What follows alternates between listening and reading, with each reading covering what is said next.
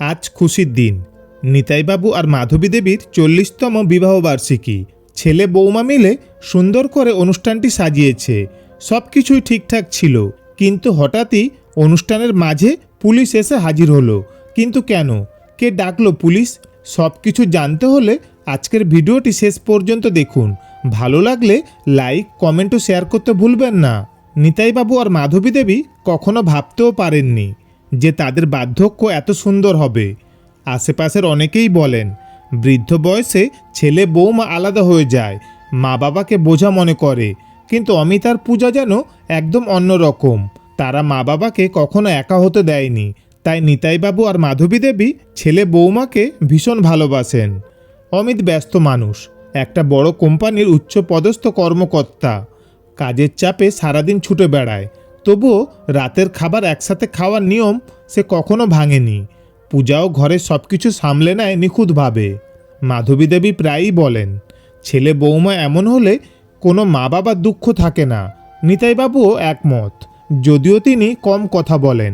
বাড়িতে প্রায়ই হাসি আনন্দের মুহূর্ত তৈরি হয়। ছোটোখাটো অনুষ্ঠান, একসাথে সিনেমা দেখা, সব কিছুতেই একটা পারিবারিক উষ্ণতা আছে। আজও ঠিক তেমনই এক সন্ধ্যা। ডাইনিং টেবিলে সবাই একসাথে বসেছে। মেনুতে মাধবী দেবীর প্রিয় চুনো মাছ ভাজা আর অমিতের পছন্দের রুই মাছের ঝোল। খাবার চলাকালীন হঠাৎ অমিত বলল, বাবা, মা, তোমাদের জন্য একটা বড় সারপ্রাইজ আছে। মাধবী দেবী অবাক হয়ে তাকালেন। কী রে, এই বয়সে আবার সারপ্রাইজ? পূজা হেসে বলল, মা, আমরা ভেবেছি আগামীকাল তোমাদের 40তম বিবাহবার্ষিকী পালন করব। তোমরা কি বলো? নিতাইবাবু চমকে তাকালেন, তারপর বললেন, এগুলোর কোনো দরকার আছে? শুধু শুধু কতগুলো টাকা খরচ হবে? অমিত হেসে বলল, এতদিন তোমরা আমাদের জন্য কত কিছু করেছো, এবার আমাদের পালা। অতিথিরা আসবে, ভালো আয়োজন হবে, তোমাদের জন্য একটা বিশেষ মুহূর্ত তৈরি করব। মাধবী দেবী আবেগে আবার বললেন, এত আয়োজনের কি দরকার ছিল বাবা? পূজা মায়ের হাত ধরল। সবাই এত ভালো বাবা মা পায় না, আমরা পেয়েছি, তাই এটা আমাদের ছোট্ট উপহার। এই অনুষ্ঠানটা করতে তোমরা না বলো না। খাবারের টেবিলে সবার মুখে হাসি, আনন্দের একটা অনুভূতি ছড়িয়ে পড়ল ঘরে। নিতাইবাবু কিছু বললেন না, শুধু মৃদু হাসলেন। সেই রাতটা অন্য রাতের মতো ছিল না। নিতাইবাবুর ঘুম আসছিল না।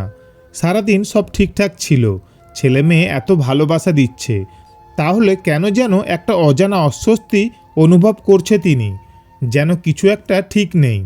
পাশের খাটে মাধবী দেবী গভীর ঘুমে। নিতাইবাবু বিছানায় শুয়ে এপাশ ওপাশ করলেন, কিন্তু ঘুম এলো না।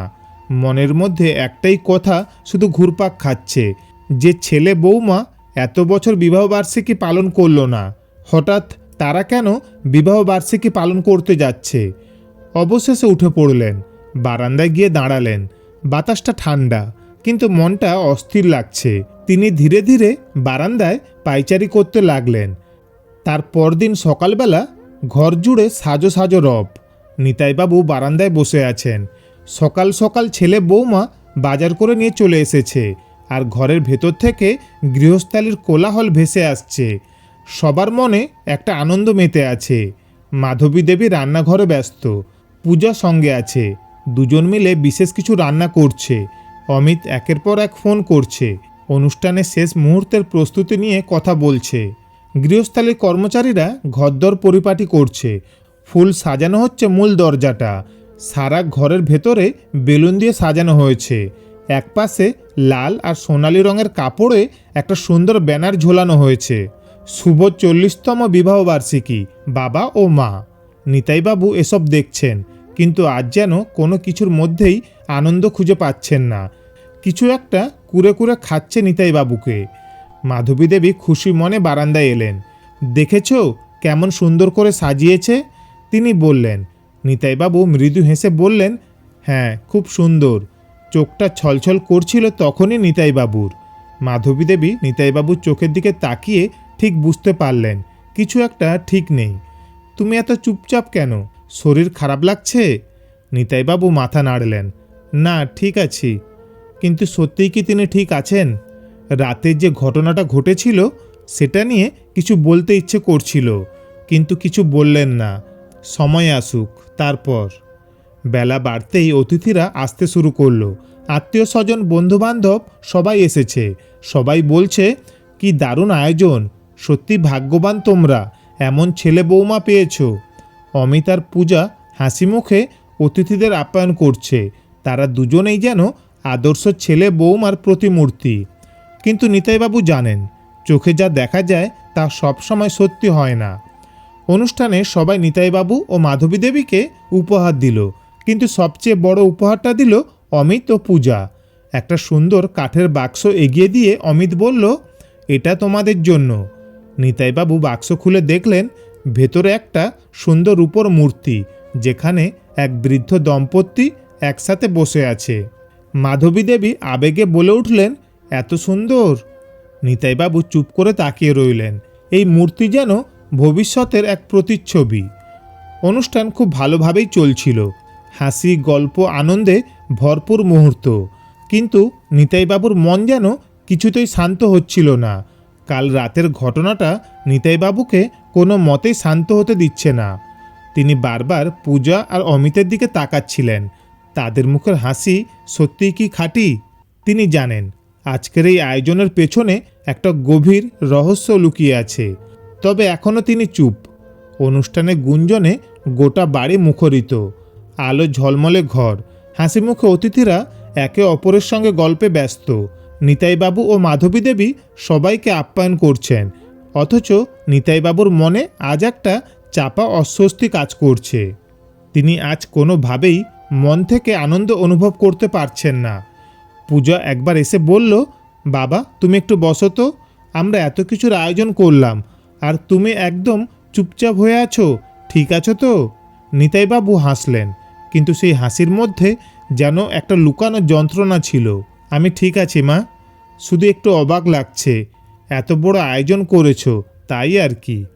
অমিত বলল, আমরা চেয়েছিলাম এটা একটা চমক হোক।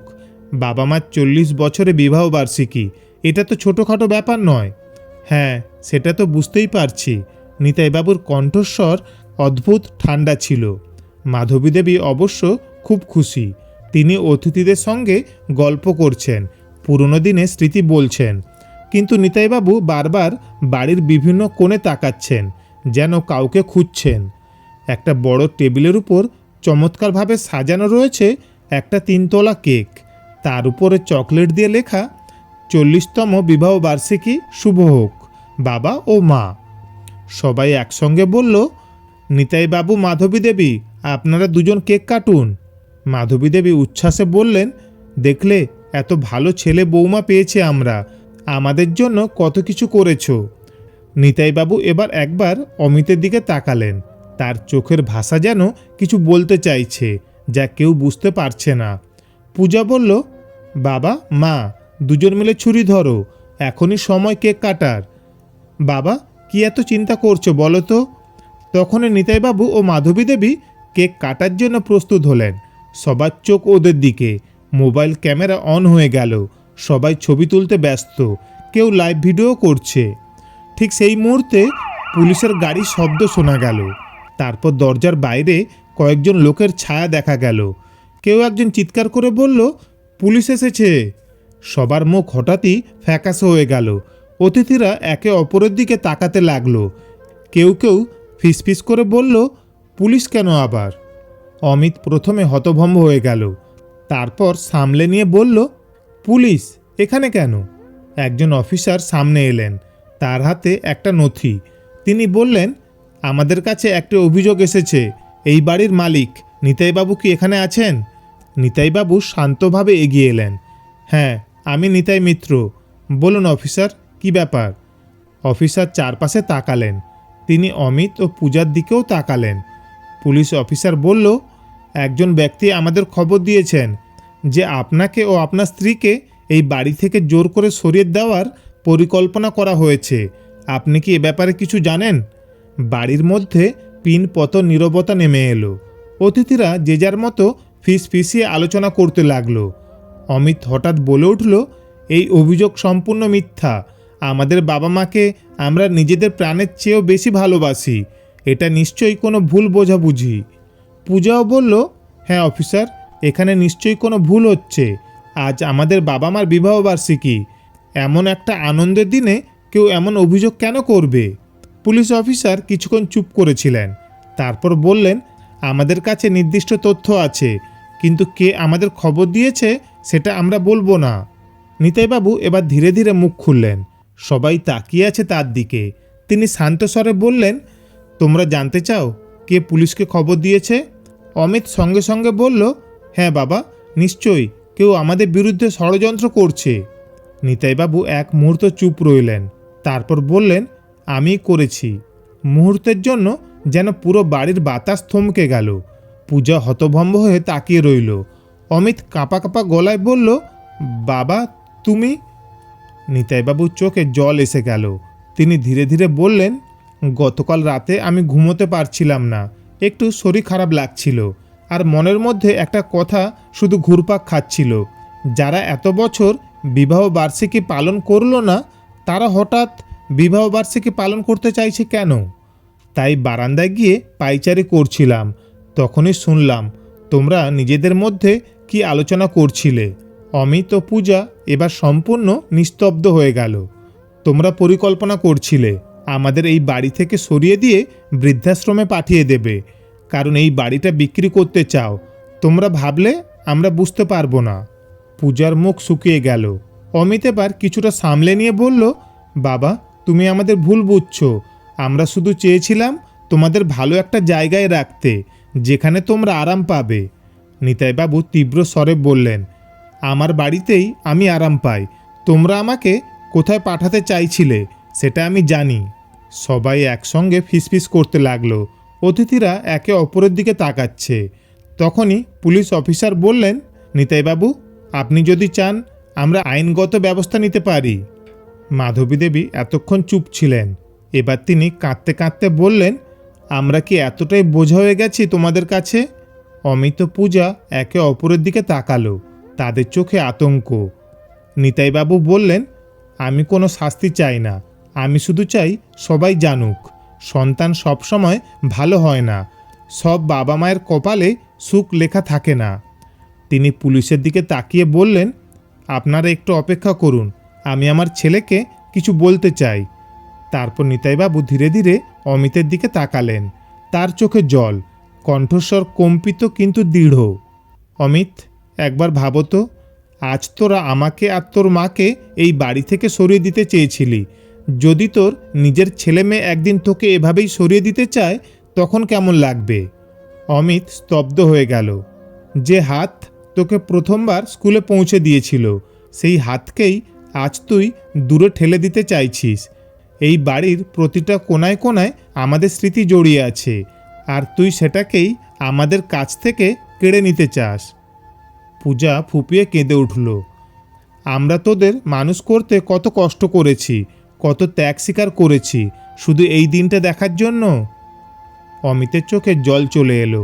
সে নিচু গলায় বলল, বাবা আমরা ভুল করেছি, আমরা শুধুই নিজেদের স্বার্থ দেখছিলাম, বুঝতে পারিনি বাবা মাকে হারিয়ে ফেলা কেমন হয়। পূজা তখন কাঁদতে কাঁদতে নিতাইবাবুর পায়ে পড়ে গেল। আমাদের ক্ষমা করে দাও বাবা, আমরা সত্যিই ভুল করেছি। নিতাইবাবু গভীর শ্বাস নিয়ে একবার আকাশের দিকে তাকালেন, তারপর ধীরে ধীরে পুলিশের দিকে ফিরলেন। আপনারা এবার আসুন অফিসার, আপনাদের আজ অযথা কষ্ট দিলাম, তার জন্য আমি আন্তরিকভাবে দুঃখিত, ক্ষমা করবেন। পুলিশ অফিসার মাথা নাড়লেন। তার চোখেও যেন এক অদ্ভুত অনুভূতি কাজ করছিল। আপনি সত্যি একজন মহান ব্যক্তি নিতাইবাবু। অনেকেই এমন পরিস্থিতিতে পুলিশ ডাকতে ভয় পেতেন, কিন্তু আপনি নিজের সত্যকে সামনে আনতে দ্বিধা করেননি। এরপর পুলিশ চলে গেল। অতিথিরা একে একে বিদায় নিল। কেউ কিছু বলল না, কিন্তু সবাই জানল আজকের অনুষ্ঠানে সবচেয়ে বড় সত্যটা প্রকাশ পেয়ে গেছে। মাধবী দেবী কাঁদতে কাঁদতে বললেন, তোমাদের আমরা ক্ষমা করতে পারবো কিনা জানি না, কিন্তু একদিন তোমরা যখন আমাদের জায়গায় থাকবে তখন বুঝবে বাবা মায়ের কষ্ট কেমন হয়। অমিত পূজা মাথা নিচু করে দাঁড়িয়ে রইল। নিতাইবাবু কেকের দিকে তাকিয়ে থাকলেন। কেকটা এখনও কাটা হয়নি, কিন্তু আজকের অনুষ্ঠানে যা কাটা গেছে তা হলো মিথ্যার মুখোশ। আসলে সন্তানরা যদি বাবা মায়ের ত্যাগের মূল্য না বুঝতে পারে, তাহলে একদিন তারাও একই পরিণতি শিকার হবে। সম্পর্ক শুধু দায়িত্ব নয়, ভালোবাসা আর শ্রদ্ধার বন্ধন, যেটা টাকার থেকেও অনেক বেশি মূল্যবান। তো বন্ধুরা, আপনি যদি নিতাইবাবু ও মাধবী দেবীর জায়গায় থাকতেন তাহলে কি করতেন সেটা কমেন্টে জানিও। আর গল্পটি ভালো লাগলে লাইক ও শেয়ার করে দিও। আর আমাদের এই চ্যানেলটি সাবস্ক্রাইব করে পাশে থেকো। ধন্যবাদ, ভালো থাকবেন।